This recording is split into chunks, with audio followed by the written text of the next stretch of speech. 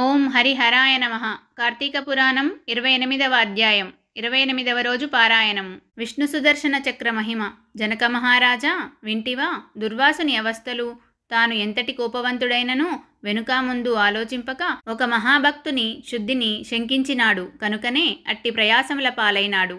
కావున ఎంతటి గొప్పవారైనను వారు ఆచరించు కార్యములు జాగ్రత్తగా తెలుసుకొనవలెను. అటులా దుర్వాసుడు శ్రీమన్నారాయణుని దగ్గర సెలవు పొంది తనను వెన్నంటి తరుముచున్న విష్ణుచక్రాన్ని చూచి భయపడుచు తిరిగి మళ్ళీ భూలోకానికి వచ్చి అంబరీషుని కడకేగి, అంబరీషా, ధర్మపాలక, నా తప్పు క్షమించి నన్ను రక్షింపుము.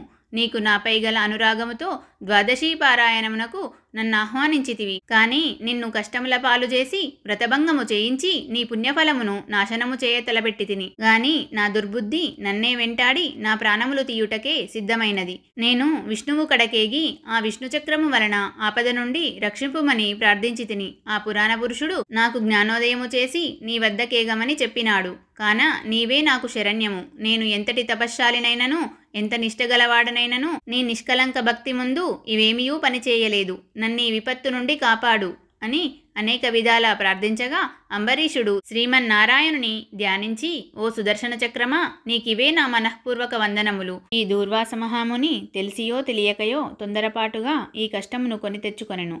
అయినను ఇతడు బ్రాహ్మణుడు గాన ఇతనిని చంపవలదు.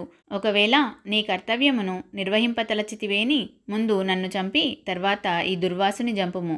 నీవు శ్రీమన్నారాయణుని ఆయుధానివి. నేను ఆ శ్రీమన్నారాయణుని భక్తుడను. నాకు శ్రీమన్నారాయణుడు ఇలవేల్పు దైవము. నీవు శ్రీహరి చేతిలో నుండి అనేక యుద్ధములలో అనేక మంది లోకకంటకులను చంపితివి గాని శరణుగోరు వారిని ఇంతవరకు చంపలేదు. అందువలననే ఈ దుర్వాసుడు ముల్లోకములు తిరిగినను ఇతనిని వెంటాడుచూనే ఉన్నావు గాని చంపుటలేదు. దేవా, సురాసురాది భూతకోటులన్నీయూ ఒక్కటిగా ఏకమైనను నిన్నేమియూ చేయజాలవు. నీ శక్తికి ఏ విధమైన అడ్డునూ లేదు. ఈ విషయము లోకమంతటికీ తెలియను. అయినను మునిపుంగవునికి ఏ అపాయము కలుగకుండా రక్షింపమని ప్రార్థించుచున్నాను. నీ యందు ఆ శ్రీమన్నారాయణుని శక్తి ఇమిడియున్నది. నిన్ను వేడుకొనుచున్న నన్నును శరణు వేడిన ఈ దుర్వాసుని రక్షింపుము అని అనేక విధములా స్తుతించుట వలన అతి రౌద్రాకారముతో నిప్పులు గ్రక్కుచున్న విష్ణుచక్రాయుధము అంబరీషుని ప్రార్థనలకు శాంతించి, ఓ భక్తాగ్రేశ్వర అంబరీష, నీ భక్తిని పరీక్షించుటకిట్లు చేసి తినిగాని వేరుగాదు. అత్యంత దుర్మార్గులు మహాపరాక్రమవంతులైన మధుకైటబులను దేవతలందరూ ఏకమై కూడా చంపజాలని మూర్ఖులను నేను దునుమాడుట నీ వెరుంగుదువు కదా. ఈ లోకంలో దుష్ట శిక్షణ శిష్టరక్షణకై శ్రీహరి నన్ను వినియోగించి ముల్లోకములందు ధర్మమును స్థాపించుచుండును. ఇది ఎల్లరకు తెలిసిన విషయమే. ముక్కోపియగు దుర్వాసుడు నీపై పగబూని నీ వ్రతమును నశింపజేసి నానా ఇక్కట్లు పెట్టవలెనని కన్నులెర్రజేసి నీ మీద చూపిన రౌద్రమును నేను తిలకించి తిని.